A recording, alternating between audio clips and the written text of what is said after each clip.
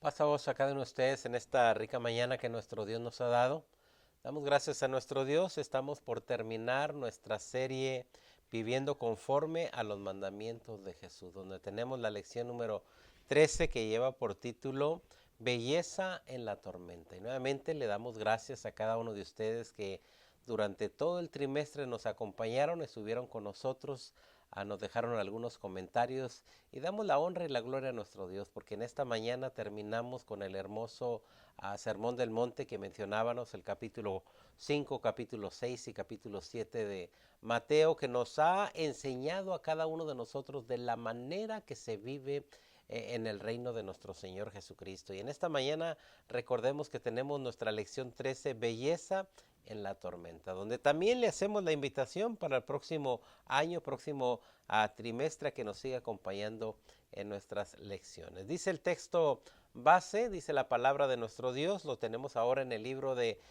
Filipenses capítulo 2, versículo 14. Nuevamente, belleza en la tormenta. Y vamos a ver cómo está la belleza, cómo nos muestra, aun cuando hay tormenta, cómo hay algo de belleza para con cada uno de nosotros. Dice nuestro texto base en esta mañana, hacer todo sin murmuración y contiendas. Así que nuestro Dios desea que cada uno de nosotros trabajemos voluntariamente y que lo hagamos de todo corazón. Yo creo que en las lecciones que hemos visto nos dimos cuenta que tan importante es que le demos nuestro corazón a nuestro Dios. Es algo que Él desea, es algo que deseaba del pueblo de Israel, mas sin embargo la dureza de aquel pueblo de Israel hizo a que Dios se apartara de ellos y los mandó también a que fueran a esclavos en diferentes pueblos. Dice, hacer todo sin murmuración y contiendas. Todo lo que tú haces para el Señor con alegría, con felicidad, sabiendo que nuestro Dios es el que tiene la paga de todo lo que nosotros hacemos. Para que seáis irreprensibles y sencillos, hijos de Dios, sin mancha en medio de una generación maligna y perversa. Es algo que aquí nos está mencionando Pablo en Filipenses, ¿verdad? Esta generación maligna, perversa, donde vemos alrededor de cada uno de nosotros el pecado, la maldad, pero sin embargo nos da un consejo maravilloso de que seamos a cada uno de nosotros sin murmuraciones y sin contiendas. Y también para que seáis irreprensibles y sencillos, hijos de Dios, sin mancha en medio de una generación maligna y perversa. Es algo que el Señor desea de cada uno de nosotros, a que nos separemos de esa maldad que hay en el mundo y que vivamos de acuerdo a la palabra de nuestro Dios. Ya nos ha dado Él el sermón del monte, donde ahora desea que amemos al prójimo, que no estemos cada uno de nosotros observando todo lo malo que hace el mundo, sino que veamos la misericordia de nuestro Dios que tiene para con cada uno de nosotros. Dice, nuevamente dice, hacer todo sin murmuración y contiendas, para que seáis irreprensible y sencillo, hijo de Dios, sin mancha en medio de una generación maligna y perversa. Y sigue diciendo la terminación de este hermoso texto. Dice, en medio de la cual resplandecéis como luminares en el mundo. Y si recordamos el sermón del monte, ahora aquí nos lo está repitiendo un trozo el apóstol Pablo, donde nuestro Señor Jesucristo nos dijo que éramos la luz del mundo, y ahora aquí nos está diciendo Pablo unas palabras hermosas, que seamos sin murmuración y sin contienda, y luego nos dice, para que seáis irreprensibles y sencillos en este mundo lleno de generación maligna y perversa, mas sin embargo Él nos dice que debemos resplandecer como luminares en el mundo. Así que ese es el deseo de Pablo, es el deseo de nuestro Señor Jesucristo, ya que Él nos dijo, nuestro Señor Jesucristo nos dijo que éramos la luz del mundo. Desea Él que cada uno de nosotros resplandezcamos en este mundo de tinieblas. Recordemos que Él nos trajo de las tinieblas, nos trajo a su luz admirable, y ahora desea como pueblo de nuestro Dios que alumbremos en este mundo maligno y perverso. El objetivo de la lección es comparar los caóticos siglos primero y XXI, donde vemos el caos, donde hemos visto en el siglo primero, donde vimos la tormenta, donde vimos tantas cosas que ocurrieron en el nacimiento de nuestro Señor Jesucristo,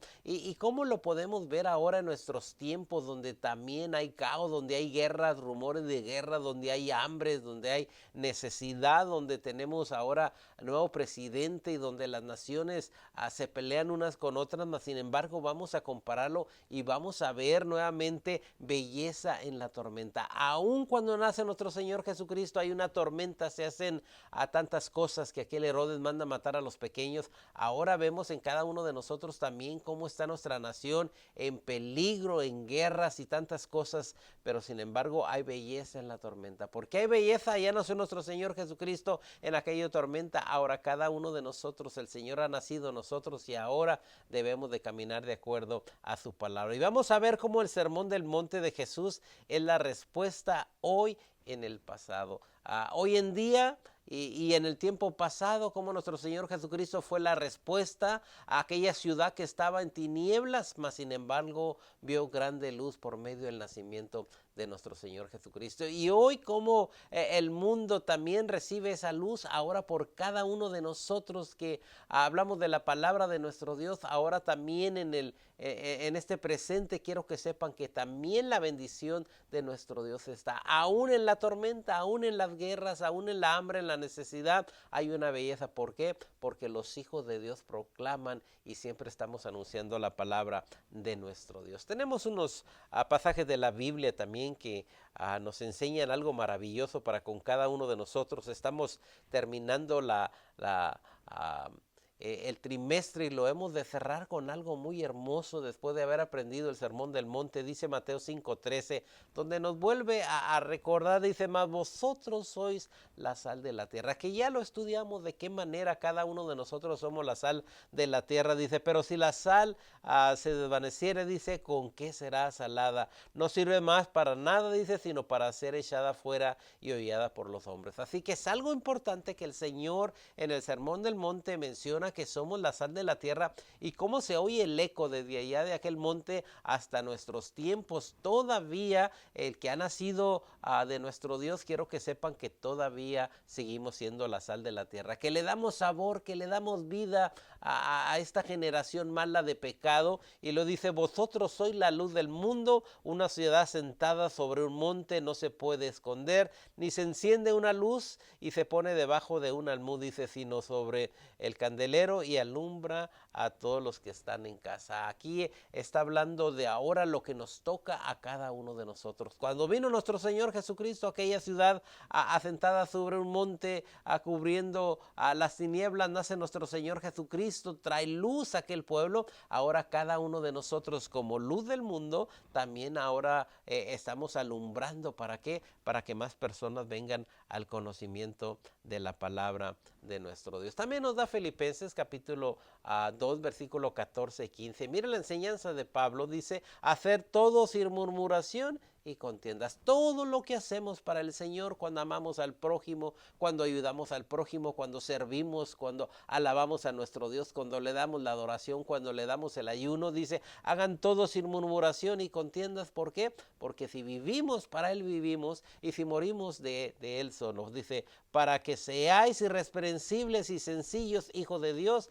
sin mancha, en medio de una generación maligna y perversa, en medio de las cuales debemos de resplandecer como luminares en el mundo. Nuevamente lo que dice la palabra de nuestro Dios. Seamos esas luminares que alumbran, seamos la luz del mundo. ¿Para qué? Para que el mundo pueda conocer a nuestro Señor Jesucristo a través de la palabra. Así que nos toca llevar el evangelio, nos toca acercarnos al perdido, aquel que necesita consuelo. Isaías 52:7 nos dice, cuán hermosos son sobre los montes los pies de que traen alegres nuevas, del que anuncia la paz, del que trae nuevas del bien, del que publica salvación, del que dice a Sión, tu Dios reina. Así que nosotros somos ahora esos bendecidos. Cuán hermosos son los pies, nuestros pies que ahora llevan la palabra de nuestro Dios, que extienden el mensaje, la buena noticia, la luz.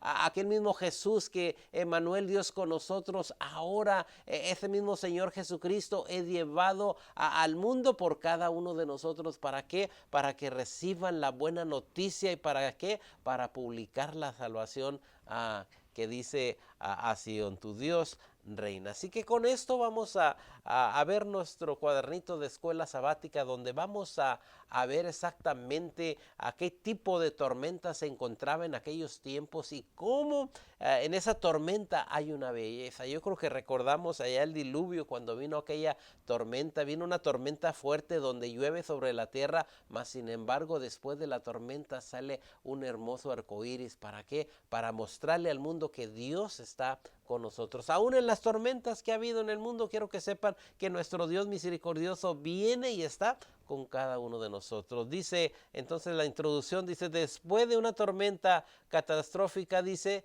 quienes se quedan sin recursos tienen un ojo agudo para detectar señales y símbolos de luz y esperanza. Aún cuando viene una tormenta, a lo mejor viene un huracán, diferentes situaciones de la vida y quiero que sepan que aún en la tormenta, quiero que sepan que nuestro Dios, nuestro Señor Jesucristo, allí está para enseñarnos que Él tiene poder sobre todo. Dice, el arco iris en las nubes, una flor que queda en pie, una ladera azotada por el viento. Estos son ejemplos de lo que comúnmente se llama belleza en la tormenta. Se termina la tormenta, viene un huracán, viene un temblor y nos damos cuenta que por ahí aparece una flor en diferentes lugares. También aparecen casas que ni siquiera fueron tomadas, ni si fueran derrumbados por la tormenta, pero ese es el poder de nuestro Dios, belleza en la tormenta. Y es lo que vamos a ver en esta mañana,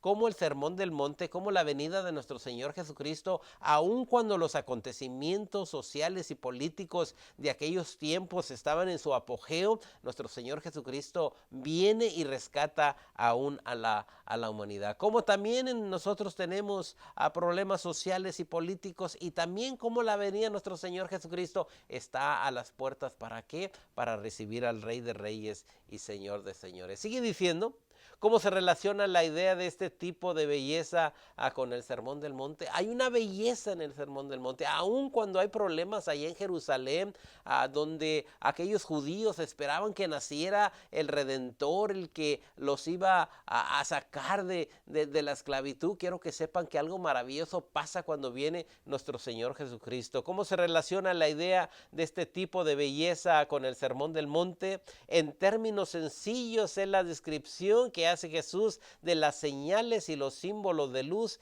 y esperanza que sus seguidores encontrarían en medio de los tormentos, de las tormentas sociales y políticas del primer siglo. Así que estamos viendo que cuando viene nuestro Señor Jesucristo, quiero que sepan que viene en un momento donde hay una tormenta tanto social como política, mas sin embargo nace el Redentor. ¿Para qué? Para que haya luz en las tinieblas, para que pueda el hombre reconocerle. Y es por eso que Lucas nos enseña, cuando está escribiendo, quiere poner los acontecimientos que pasan en el mundo en el que nuestro Señor Jesucristo nace. No es una nación, un pueblo que está viviendo algo en paz y tranquilidad, sino hay algo social y político grande en el que está sufriendo tanto el romano como el judío. Y llega la palabra de nuestro Dios y dice en Lucas 2:1-2, dice, aconteció que en aquellos, dice, que se promulgó un edicto de parte de Augusto César en que todo el mundo fuese empadronado. Así que se hace este edicto nuevamente en lo político, en lo social. La gente tiene que salir de sus casas, tiene que irse a registrarse. Augusto César hace el edicto de que toda la gente tiene que venir a empadronarse. Así que tenemos aquí, podemos decir, una tormenta, pero vamos a ver qué hay en la tormenta y cómo el Señor se manifiesta aún cuando está pasando una situación difícil. Sigue diciendo, este primer censo se hizo siendo Cirineo, dice, gobernador de Cira, dice, con estos detalles, Lucas no solo pretende situar el nacimiento de nuestro Señor Jesucristo en una línea de tiempo histórica, sino que también llama la atención sobre el clima social y también político de la época. Está pasando algo difícil. Aquí está Augusto César inmediatamente, que está poniendo reglas de que la gente tiene que ir a empadronarse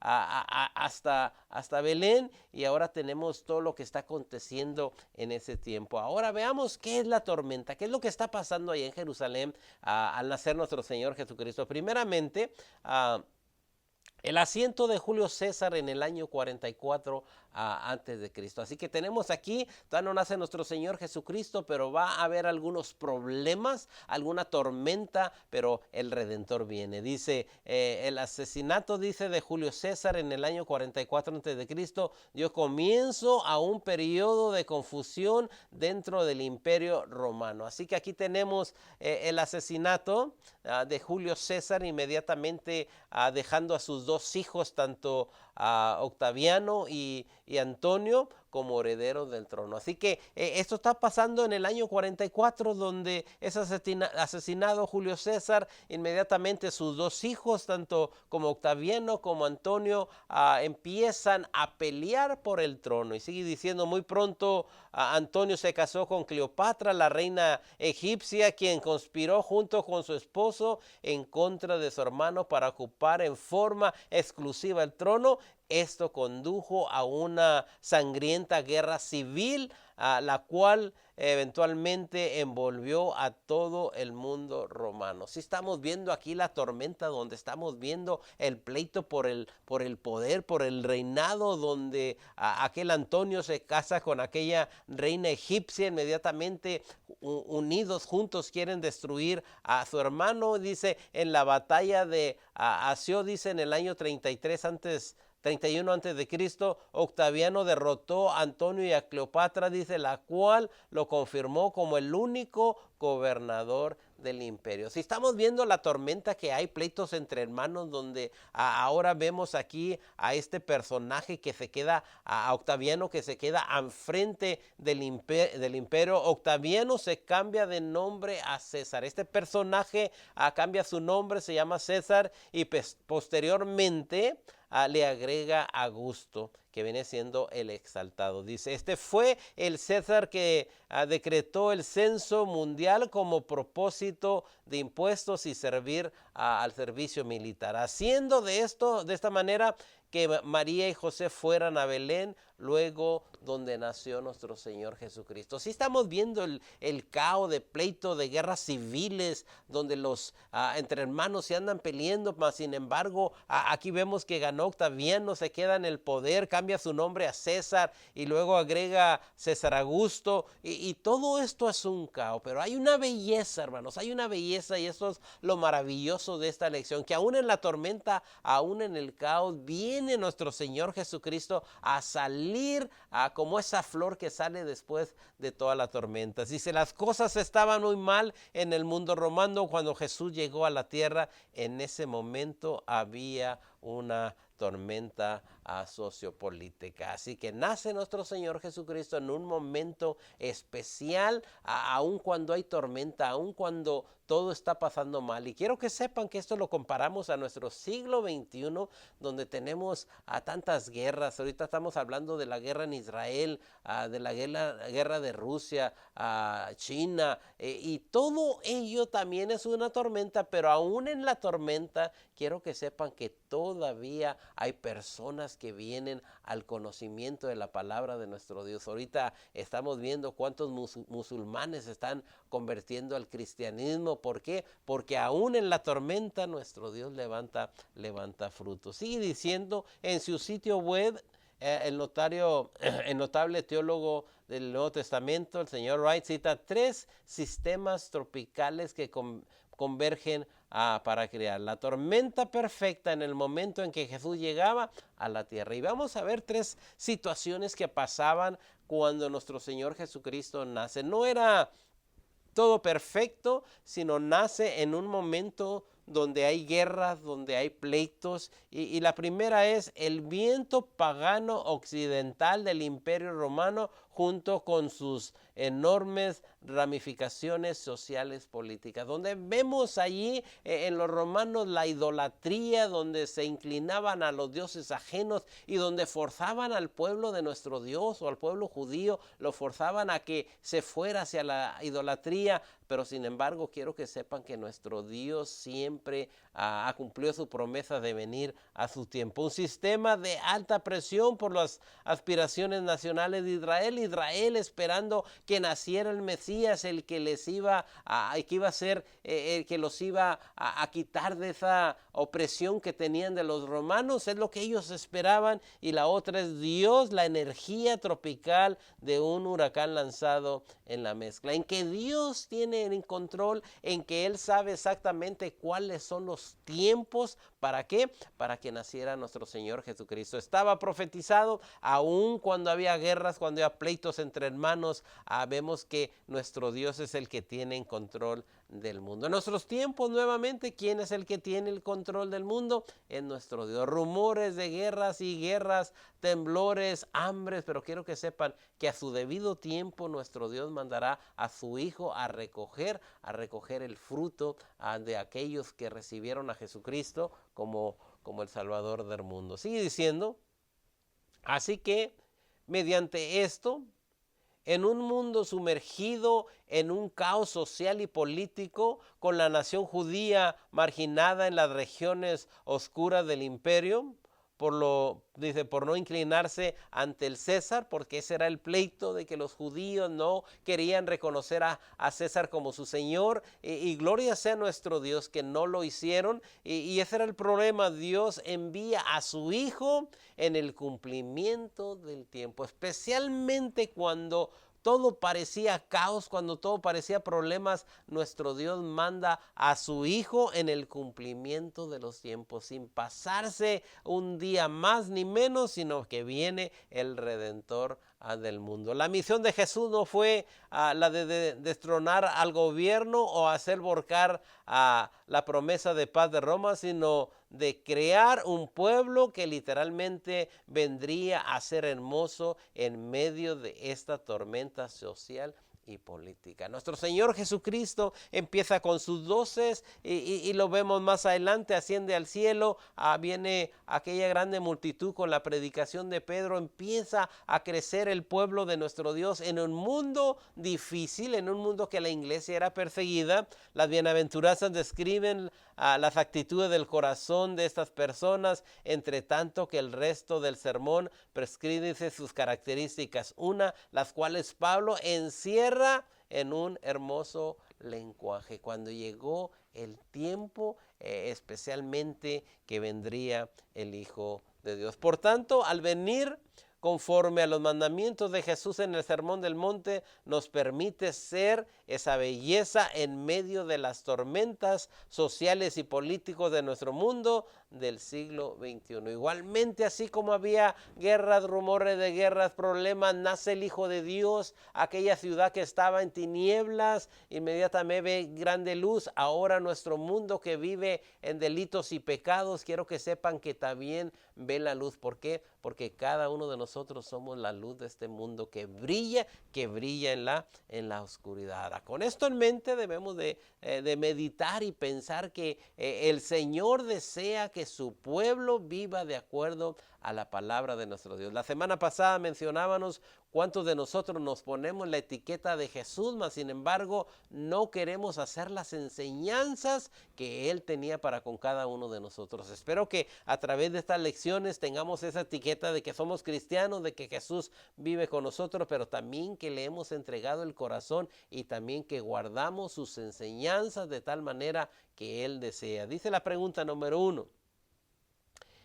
¿Es acertada la idea de que el Sermón del Monte haya sido la percepción de Jesús de cómo sus seguidores habían de relacionarse unos con otros y con el mundo. Nuevamente quiero que sepan que nuestro Señor Jesucristo, cuando da el sermón del monte, desea primeramente, como les dijo a sus discípulos, ¿verdad?, que se amen los unos a otros para que el mundo vea realmente que somos seguidores de nuestro Señor Jesucristo. Así que este hermoso sermón enseña a cada uno de nosotros cómo debemos de relacionarnos los unos con los otros. Primeramente en la iglesia, cómo te relacionas, cómo tratas al hermano que sábado con sábado lo ves en el templo, que le hablas. Y esto es algo maravilloso porque primeramente nuestra relación debe ser una relación hermosa y luego también con los otros del mundo. Y esto lo estudiamos, yo creo si nos dimos cuenta, lo estudiamos en lecciones pasadas que mencionamos tres.